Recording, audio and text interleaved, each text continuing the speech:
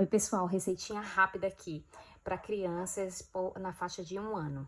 Eu tô fazendo aqui esse blend de difusor para minha pequena dormir melhor, porque ela tá com uma tosse seca e ela tá também com o nariz escorrendo.